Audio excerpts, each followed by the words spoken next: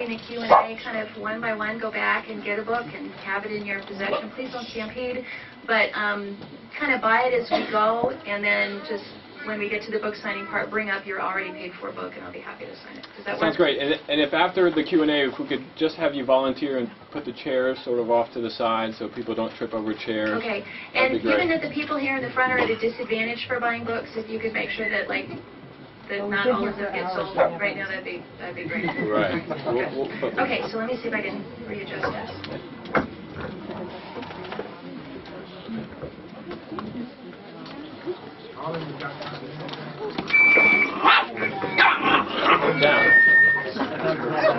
Down.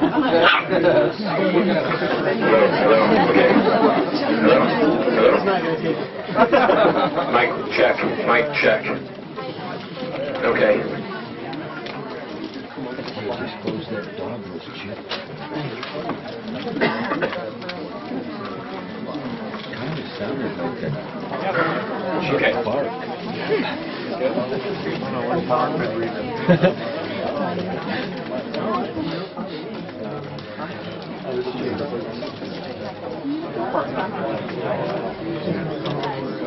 Okay. Okay. That mic as well. So, if you'd like to ask Katherine a question, you can line up in the front, or you could come back here to this handheld mic. Either way. That doesn't appear to be on. It's great to see that I probably directed people to buy books and then these books can't. So do you want to take like a quick break and let people buy books? So that do that. It might be more fair. Okay. Except for the amazing people in the seats. How many people here want to buy a book? In this room? I do. You ready? Oh, so people. Why don't we take just 5 minutes so people who want to buy books have an opportunity to Oh, up front, at the counter. I just don't want to leave people. Oh my God. You want to feel the question in the meantime? Yeah, I'm happy to do that, but I just don't want to. This question. Yeah.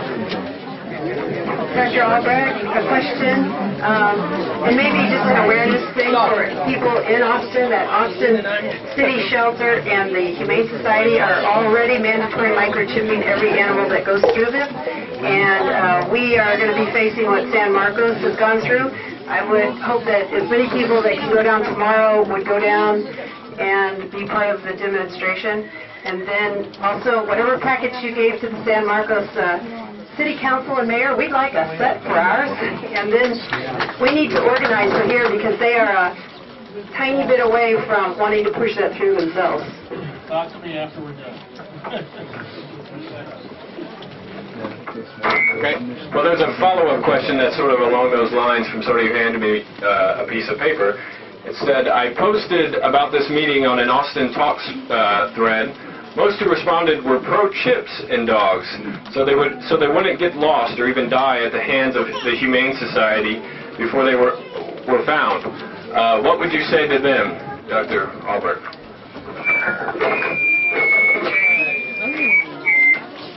All right.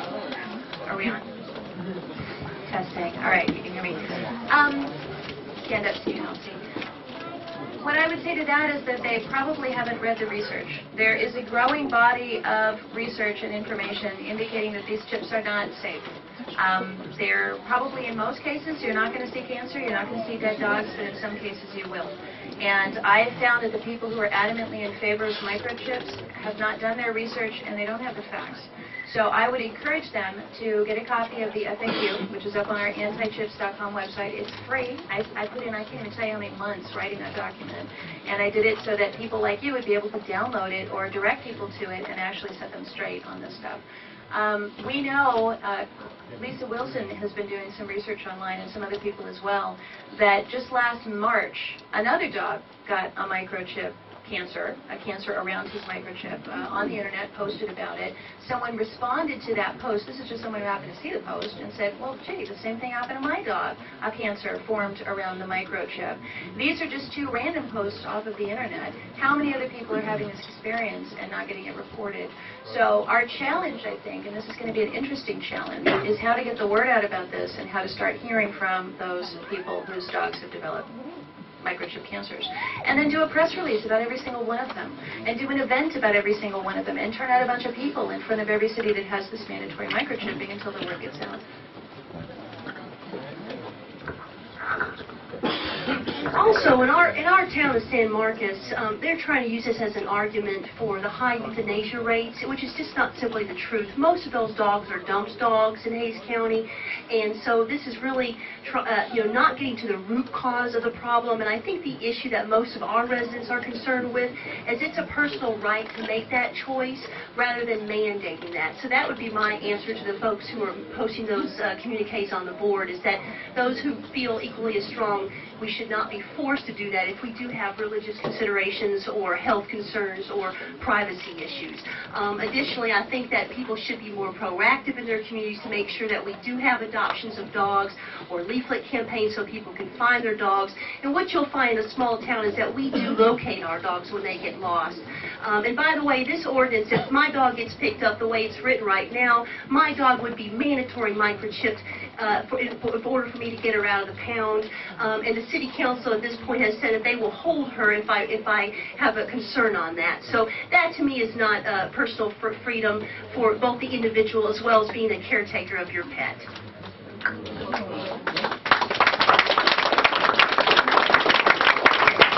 have another question. Hi, this is for Dr. Albrecht. Now, I do believe in personal freedom, and hi everybody. I do believe in personal freedoms. I'm active in the dog community. I do run a couple of websites and a couple of organizations fighting for our freedoms, the freedom to keep our dogs intact if we wish, having the breeds that we want. However, I went through the cancer paper that you posted, that you had written, and there isn't any substantial evidence that shows that it causes cancer. Do we have a copy of my... I have one on PDF here. Well, it'd be helpful to flip to the actual page that I want to show you. I have the... Lisa, I think, is a copy. Lisa Wilson?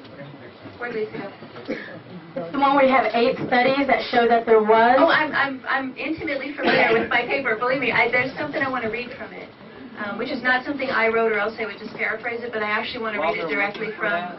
The collection plate is going around for their travel money, if anyone... Travel and flameless lights for tomorrow night's event and lots of stuff that we're doing. I'm gonna hold off on that, but I will get to it. I want to have my document in hand, and I want to address that very specifically.